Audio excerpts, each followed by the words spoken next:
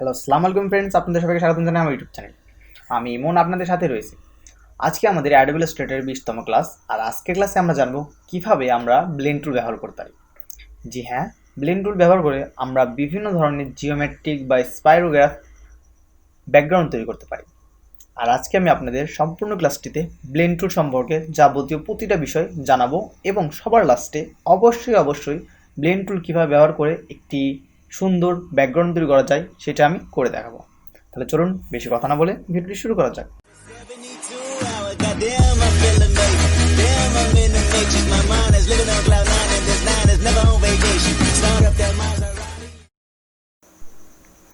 আমি একটি নতুন ডকুমেন্ট নিয়ে রাখছি এবং এই ডকুমেন্টে আমরা আজকে ব্লেন্ড টুল সম্পর্কে যাবতীয় জানবো। আচ্ছা, ব্লেন্ড টুল সম্পর্কে যাবতীয় জানানোর পূর্বে আমি আপনাদের একটা কথা বলে দিই। ব্লেন্ড টুল হলো এমন একটি টুল যেটা আমাদের বিভিন্ন ধরনের শেপ পর্যন্ত শেপ বা যে কোনো অবজেক্ট ব্লেন্ড করতে পারে। ধরুন আমি কিছু অবজেক্ট নিচ্ছি, একটা রেক্ট্যাঙ্গল নিলাম। আচ্ছা, এর ফিল কালারটা আমি ব্ল্যাক করে দিচ্ছি আর স্ট্রোক কালারটি আমি নান করে দিচ্ছি, কারণ আমার স্ট্রোক কালারের কোনো প্রয়োজন হচ্ছে না এখন। আচ্ছা, এটা একটা শুধুমাত্র রেক্ট্যাঙ্গল নিলাম। এবার আমি একটি রেক্ট্যাঙ্গলটা ছোটো করে দিচ্ছি যাতে দেখা সুবিধা হয়। তারপর আমি ধরুন একটি পলিগন নিচ্ছি, একদম সেন্টার থেকে একটি ছোট্ট পলিগন নিলাম। সেমভাবে এই রেক্ট্যাঙ্গলটার একটু কপি নিলাম। আচ্ছা, আমরা যদি এই তিনটাকে ব্লেন্ড করি তাহলে দেখা দেন খুব সহজেই এটাও ব্লেন্ড হয়ে যাবে।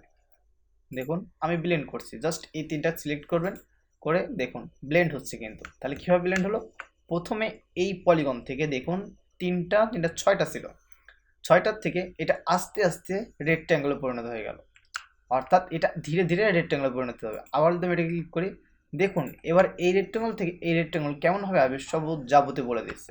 আচ্ছা, আর একটু ক্লিয়ার ভালো হবেন, তিনটা সিলেক্ট করে ব্লেন্ড টুলে ক্লিক করে প্রথমত এখানে মানে একদম ফার্স্ট অবজেক্টে ক্লিক করতে হবে যাতে বোঝাতে পারি যে আমি এই অবজেক্ট থেকে এই পলিগনে পর্যন্ত ব্লেন্ড করবেন। তাহলে পলিগনে ক্লিক করলে দেখুন একটা রেক্ট্যাঙ্গল থেকে পলিগনে তৈরি হতে দুটো স্টেপ নিচ্ছে, মোট তিনটা স্টেপ নিচ্ছে। ফার্স্ট স্টেপ এইটা, সেকেন্ড স্টেপ এইটা, দ্বিতীয় থার্ড স্টেপ হলো এটা। আবার যদি একটা পলিগন থেকে একটা রেক্ট্যাঙ্গল আসছে আমি এখানে ক্লিক করে দেখাই দিবে যে সেমভাবে কিন্তু এবার একটি স্টেপ বেশি নিচ্ছে। প্রথমে কি নিচ্ছে? প্রথমে আরেকটা পলিগন নিচ্ছে, তারপর সেকেন্ড স্টেপ, তারপর থার্ড স্টেপ, তারপর ফোর্থ স্টেপে একটি রেক্ট্যাঙ্গল তৈরি হচ্ছে। এটা শুধুমাত্র যে আমি রেক্ট্যাঙ্গুলার পলিগনের ভিতরে নিতে পারবো তা নয়, আমি যদি চাই ধরুন একটি পলিগন নিচ্ছি, একটি ছোট্ট পলিগন নিলাম। এবার আমি এখানে নিতে পারি একটি স্টার, ধরুন আমি লাস্ট একটি স্টার নিচ্ছি, একটি স্টার তৈরি করলাম। আচ্ছা, এবার এই পলিগন থেকে এই স্টারে তৈরি হতে কতগুলো স্টেপ নেবে তা আমরা ব্লেন্ড করে দেখতে পারি। ব্লেন্ড টুল এখানে ক্লিক করলাম, দেন এখানে দেখুন দেখাচ্ছে যে এই পলিগন থেকে এই স্টারে পরিণত হতে কতগুলো স্টেপের প্রয়োজন, এই অটোমেটিকলি ততটি স্টেপ নিয়েছে এবং এটিকে ব্লেন্ড করে দিয়েছে। আমরা খুব সহজেই শেপ ব্লেন্ড করতে পারি, আর শেপ ব্লেন্ড করা খুবই সহজ হয়ে থাকে। এটার মাধ্যমে আমরা বিভিন্ন ধরনের শেপ ডিফারেন্ট মানে জিনিস ট্রাই করে দেখতে পারি, আর একাধিক শেপ এবং ভিন্ন ভিন্ন ধরনের শেপের উপরও আমরা কাজ করতে পারি। দ্বিতীয়ত আমরা স্ট্রোকও ব্লেন্ড করতে পারি। আচ্ছা, স্ট্রোক কীভাবে ব্লেন্ড করি? ধরুন আমি একটা স্ট্রোক লাইন নিলাম, এটা একটা, আর এটাকে আমি স্ট্রোকে পরিণত করলাম, শিফট এক্স ক্লিক করে ফিল থেকে স্ট্রোকে করে দিলাম। এটা শর্টকাট, আপনারা সবাই জানেন। আর শর্টকাট সম্পর্কে যদি না জানেন, আমি একটা ভিডিও শুধুমাত্র শর্টকাট বিষয় করব, এটা সবার লাস্টে হবে, কিন্তু ভিডিওটি শুধুমাত্র শর্টকাট সম্পর্কে। আচ্ছা, আমি এটা তিনটা কপি নিচ্ছি, একটা, দুটো, তিনটে হলো। আচ্ছা, এটার ফিল কালার ধরুন আমি দিয়েছি 1, এখানে দিয়েছি আমি 4, এটার স্ট্রোক কালার এটার চোখ কালার 4 দিচ্ছি, এটার স্ট্রোক কালার দিচ্ছি হলো আমি ধরুন কত দিলাম, এটার স্ট্রোক কালার 4-এর ডাবল 8, আর এটার স্ট্রোক কালার তার থেকে আরও 4 বেশি 12, মোট প্রতিটার স্ট্রোক কালার দিয়েছি। এবার আমি তিনটাকে সিলেক্ট করে ব্লেন্ড টুলে ক্লিক করে যদি আমি এগুলোকে ব্লেন্ড করি তাহলে এটা কি হবে, দেখাই দিবে যে এখান থেকে এতটুকু ব্লেন্ড হতে কেমন হচ্ছে। দেখুন এখান থেকে প্রথমত আস্তে আস্তে মানে এখানে থিন ছিল, তারপর আস্তে আস্তে মোটা হতে থাকছে, মোটা হতে হতে এটা ব্লেন্ড হয়ে যাচ্ছে।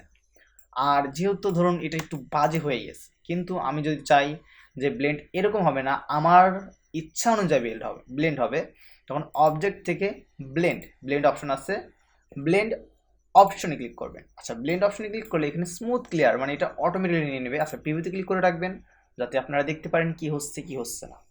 আচ্ছা, স্মুথ ক্লিয়ার করা আছে, আপনারা এখান থেকে স্মুথ ক্লিয়ার না করে ডাইরেক্ট চলে যাবেন দ্বিতীয় অপশনটা, যেটা হলো স্পেসিফাইড স্টেপস। এখানে ক্লিক করলে দেখা যাচ্ছে যে এটা মোট 22টা স্টেপ নিয়েছে এটা তৈরি করতে।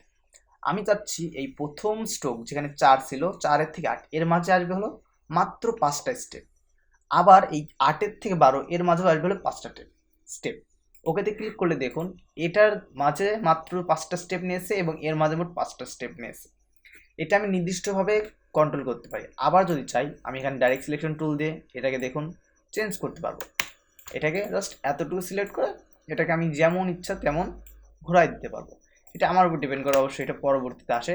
আপনি ডিজাইনের উপর ডিপেন্ড করে কেমন ঘোরাবেন সেটা আপনার ডিজাইনের উপর ডিপেন্ড করে। আমরা বিভিন্নভাবে অবজেক্টও ব্লেন্ড করতে পারি, কিন্তু অবজেক্ট ব্লেন্ডের মধ্যে আমরা শেপ তৈরি করে থাকি। খুব সহজ এবং খুব দ্রুত একটা ব্যাকগ্রাউন্ড তৈরি করা যেতে পারে ব্লেন্ড টুল ব্যবহার করে। আমরা যারা অ্যাবস্ট্রাক্ট ব্যাকগ্রাউন্ডগুলো তৈরি করে থাকি, সুন্দর সুন্দর অ্যাবস্ট্রাক্ট ব্যাকগ্রাউন্ড এটার মাধ্যমে তৈরি করা যায়। এটা গেল আমরা কিভাবে একটি ব্লেন্ড টুল ব্যবহার করে শেপ ব্লেন্ড করতে পারি এবং স্ট্রোক ব্লেন্ড করতে পারি। স্ট্রোক ব্লেন্ডের মধ্যে আরও একটি বিষয় যেটা সবথেকে ভালো, সেটা হলো আপনার স্ট্রোক ব্লেন্ডের মাধ্যমে বিভিন্ন ধরনের স্পাইরোগ্রাফিক বা জিওমেট্রিক ডিজাইন তৈরি করতে পারবেন। আচ্ছা, কীভাবে তৈরি করবেন তার জন্য ধরুন আমি একটি স্টার নিচ্ছি, এখানে আমি একটি স্টার তৈরি করলাম। আচ্ছা, এর স্ট্রোক কালারটাকে আমি একটু কালারফুল স্ট্রোক কালার দিচ্ছি। ধরুন আমি স্ট্রোক কালারটা দিলাম ইয়েলো, স্ট্রোকটাকে ফার্স্টে দিয়ে স্ট্রোক কালার আমি ইয়েলোর মধ্যে কিছু একটা দিচ্ছি। আচ্ছা, ধরুন আপাতত স্ট্রোক কালার এটাই রইলো। এবার আমি রোটেট টুল ক্লিক করে এটাকে রোটেট করে দিচ্ছি। ধরুন এটার সেন্টার পয়েন্ট এখানে নিয়ে রোটেট করছি। আচ্ছা, 40 ডিগ্রি অ্যাঙ্গেলে আমি রোটেট করলাম, দেখুন রোটেট করলাম। আচ্ছা, একটা জিনিস মনে রাখবেন, রোটেট করার পরে একটা এক্সট্রা কপি নেবেন যাতে মাঝখানে আসে। এবার যদি আমি সবগুলো সিলেক্ট করি, আচ্ছা ব্লেন্ড টুলের শর্টকাট আমি আপনাদের বলে দিই, সেটা হলো কন্ট্রোল অল্টার বি, অর্থাৎ কন্ট্রোল অল্ট বি ক্লিক করলে ব্লেন্ড হয়ে যাবে। আচ্ছা, এখানে দেখুন লেখা আছে কন্ট্রোল অল্ট বি, আমি এটাতে ক্লিক করলাম, এটা ব্লেন্ড হয়ে গেল। দেখছেন এটা অটোমেটিকলি ব্লেন্ড হয়ে গেল। এবারে এখান থেকে অবজেক্টের থেকে ব্লেন্ড অপশনে যায়, এখানে স্মুথ থেকে স্পেসিফাইড স্টেপে ক্লিক করবেন এবং এখান থেকে স্টেপের যদি বৃদ্ধি করতে থাকে আর পিভিতে ক্লিক করলে এটা একটা মানে কিছুটা বলতে পারেন জিওমেট্রিক তৈরি হয়ে যাবে এবং স্পাইরোগ্রাফিক তৈরি হয়ে যাবে। যে কোনো যেমন আপনার তৈরি করতে যাবেন তেমন তৈরি হয়ে যাবে।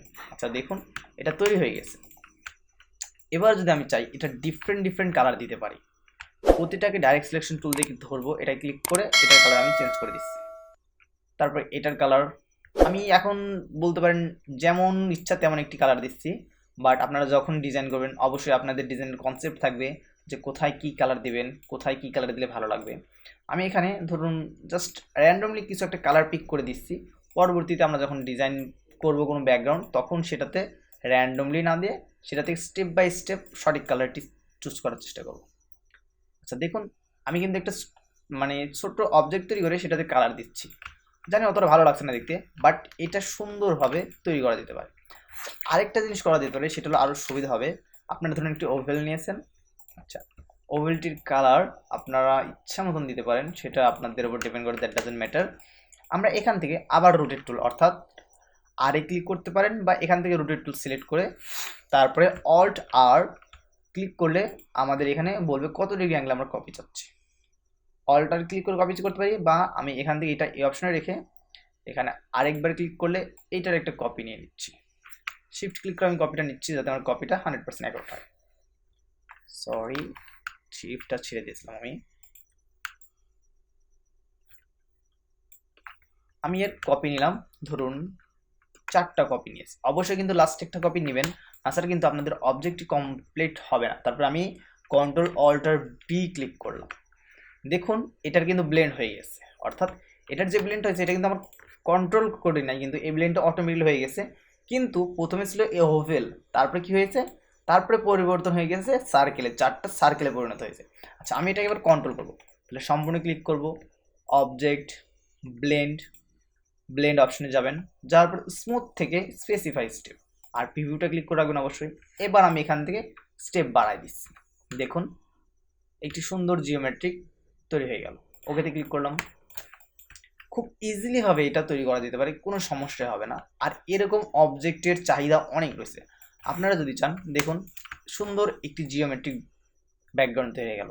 আচ্ছা, এটাকে স্ট্রোকের থেকে আপনারা যেভাবে মানে সেভাবে নিতে পারেন, তাহলে অবজেক্ট এক্সপেন্ড, এখানে অবজেক্টটার মধ্যে শুধুমাত্র ফিল কালার বলতে পারেন অফ করে দেবেন, শুধুমাত্র স্ট্রোক কালারটি দিয়ে রাখবেন, দিয়ে ওকেতে ক্লিক করলে এইটা পরিবর্তন হয়ে যাবে। আবার দ্বিতীয়বার করলে সব থেকে বেস্ট হবে, ফিল কালারে পরিণত হয়ে যাবে। এটার স্ট্রোক নেই, এটা এখন ফিল কালার রয়েছে, এটা ইরিটেবল না। এভাবে আপনারা মানে শেপ তৈরি করতে পারেন, খুব ইজিলি ভাবে এটা তৈরি করা যেতে পারে। আর সব থেকে বড় বিষয় যেটা হলো, আপনারা যখনই এমন কোনো শেপ তৈরি করবেন, অর্থাৎ ব্লেন্ড টুল যাদের ব্যবহার করতে কষ্ট হয়, তারা চেষ্টা করবেন জানে ব্লেন্ড টুল সম্পর্কে পূর্বে কিছুটা ধারণা নিয়ে তারপরে একটা শেপ তৈরি করতে। আচ্ছা ধরুন আমি এখানে কিছু কার্ভ তৈরি করছি। এই একটা কার্ভ ধরুন আমি নিয়েছি, এটা শুধুমাত্র স্ট্রোক কালার থাকবে, কোনো প্রকার মানে ফিল কালার থাকবে না। এর আমি 3টা কপি নিচ্ছি, একটা দুটো 3টা কপি নিলাম। এবার যদি আমি 3টাকে ব্লেন্ড করি, ছোট করে দিচ্ছি, অনেক বড় হয়ে গেছে, 8 ফুটের বাইরেও চলে যাচ্ছে দেখছি। ধরুন এবার এই 3টাকে আমি ব্লেন্ড করব। সিলেক্ট করে ব্লেন্ড টুলে যাওয়ার পরে এখানে ক্লিক করছি, এখানে ক্লিক করছি এবং এখানে ক্লিক করছি। এবার যেমন object, blend option, smooth corner থেকে স্পেসিফাইড স্টেপ, দেন এখান থেকে বৃদ্ধি করতে থাকবেন। আচ্ছা প্রিভিউতে ক্লিক করে রাখি। আচ্ছা এইটা কেমন হলো এটা হয়তো এখন দেখে বোঝা যাচ্ছে না, বাট এটাকে আমি একটা সুন্দর ব্ল্যাকের মাধ্যমে যখন রাখবো, ধরুন ব্যাকগ্রাউন্ডের কালারটি ব্ল্যাক হচ্ছে, অ্যারেঞ্জ টু সেন্ড ব্যাক। এবার এটার ভিতরে আমি কালার অ্যাপ্লাই করব, অর্থাৎ ডিফারেন্ট কালার অ্যাপ্লাই করব। অ্যাপ্লাই করে দেখবো এটা দেখতে কেমন লাগছে। এটার মধ্যে আমি এখন ডিফারেন্ট কালার অ্যাপ্লাই করব। ধরুন সবগুলো সিলেক্ট করা আছে, সোয়েটার স্টক কালারটি দিতে হবে। আচ্ছা কালার ট্রাই করছি। আচ্ছা এখন যখনই করবেন, এটা শুধুমাত্র জাস্ট বেসিক দেখাইছি, কিন্তু এটা যে এমন হবে এমন নয়, এটাকে আরও সুন্দরভাবে তৈরি করতে পারবেন, আরও কার্ভ নিতে পারবেন। আমি কার্ভ শুধুমাত্র অল্প একটু নিয়েছি। আচ্ছা দেখছেন এটা কিন্তু এর উপর ফুটছে না, সো আমি এখান থেকে কি করতে পারি, নর্মাল থেকে বিভিন্ন অপশন আছে, আপনারা হয়তো দেখছেন কোনো একটা ডার্ক ব্যাকগ্রাউন্ডের উপরে একটা লাইট ফুটে আছে, ঠিক সেমভাবে আমরা সেই ব্যাকগ্রাউন্ড তৈরি করতে পারি। কিন্তু আমি আজকে সেই ব্যাকগ্রাউন্ড তৈরি করবো না, কারণ সেই ব্যাকগ্রাউন্ড তৈরি করতে অনেক সময় লাগবে, আর আমি চাচ্ছি না আজকের ক্লাসটা বেশি লং হোক। আজকের ক্লাসটা শর্ট করব, কারণ নেক্সট ক্লাসটা আমরা একটু লং নিব, আর নেক্সট ক্লাসে আমরা 3D শেপ সম্পর্কে জানবো। এভাবে আপনারা ব্লেন্ড ইউজ করবেন, আর সর্বদা এগুলোকে একটু গ্লোয়িং রাখবেন এবং ব্যাকগ্রাউন্ডটাকে ব্ল্যাক রাখবেন, তাহলে দেখতে সুবিধা হবে। আজকের ক্লাসটা বেশি ইনফরমেটিভ বা বেশি কার্যকরী না হলেও ব্লেন্ড টুল সম্পর্কে আমি একটা ধারণা দিচ্ছি। ব্লেন্ড টুল কীভাবে ইউজ করবেন, প্রথমত যেইগুলোর উপর ব্লেন্ড টুল অ্যাপ্লাই করবেন ঠিক তার কিছু শেপ তৈরি করে নেবেন। ধরুন ব্লেন্ড টুল আপনি অ্যাপ্লাই করছেন, 4টার আমি শেপ তৈরি করে দেখাচ্ছি, দুটো,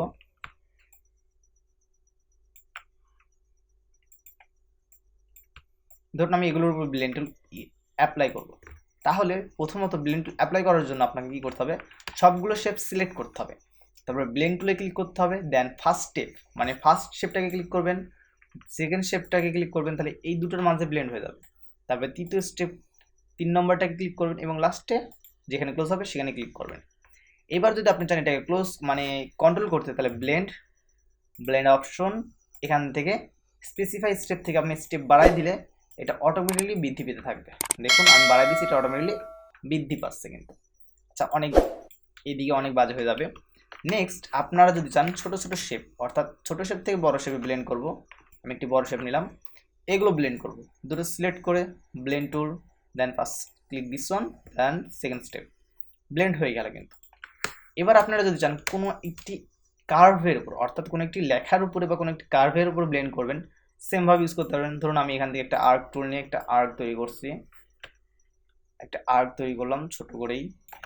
এবার আমি চাচ্ছি এই যে ব্লেন্ডটা হয়েছে এইটা এই কার্ভের উপর বা এই আর্কের টুলের উপরে অ্যাপ্লাই হবে, তাহলে দুটো সিলেক্ট করে অবজেক্ট, ব্লেন্ড, এখান থেকে রিপ্লেস প্যানে ক্লিক করলে এটা এইভাবে হয়ে যাবে।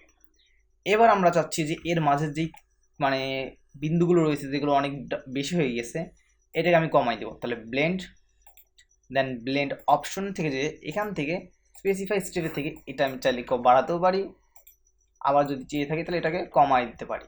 সো যেমন চাবেন তেমনই করা যেতে পারে। আর এটা সবথেকে বেশি কার্যকর হয় কোনো টেক্সটের ক্ষেত্রে, আমরা যখন কোনো টেক্সট ব্লেন্ড করি তখন খুবই সুন্দর লাগে দেখতে, সেগুলো আমরা 3D শেপে পরিণত করতে পারি বা বিভিন্ন ধরনের কার্ভ তৈরি করতে পারি। আরেকটা জিনিস আপনি আপনাদের বলে দিতে পারি, কার্ভ, আচ্ছা স্পাইরাল টুলটা যেটা যখন ব্যবহার করবেন যদি স্পাইরাল টুল ক্লিক করে রাখেন তাহলে আমরা এখান থেকে স্পাইরাল টুলের বিভিন্ন জিনিস চেঞ্জ করতে পারি, কেমন দরকার কেমন প্রয়োজন এটা চেঞ্জ করতে। আমি এখানে 10-এর থেকে যদি চাই বৃদ্ধি করে দিলাম তাহলে আমার স্পাইরাল টুলটা ঠিক সেমনই আসবে। এগুলো খুব কার্যকরী কিছু জিনিস, বাট আমি আজকে অতটুকু বললাম না। জাস্ট আমার আজকে ছিল ব্লেন্ড টুল সম্পর্কে। আমি ব্লেন্ড টুল সম্পর্কে আপনাদের একটু যথেষ্ট ধারণা দিয়েছি। নেক্সট ক্লাসে আমরা একটা ব্যাকগ্রাউন্ড বা নেক্সট ক্লাসে আমরা 3D শেপ সম্পর্কে জানবো। আমার কয়েকজন আপনারা আস্ক করছেন 3D শেপ সম্পর্কে। নেক্সট ক্লাসে আমরা 3D শেপ সম্পর্কে জানবো। তার পরবর্তীতে আমরা আস্তে আস্তে ব্যাকগ্রাউন্ডের দিকে যাব, আমরা ব্যাকগ্রাউন্ড নিয়ে কাজ করব। আজকের ক্লাসটি এই পর্যন্ত রইলো, ছোট্ট ক্লাস। নেক্সট ক্লাসটি অনেক বড় হবে। আজকের ক্লাসটি এই পর্যন্ত রইলো, দেখা হবে পরবর্তী ক্লাসে। আসসালামু আলাইকুম।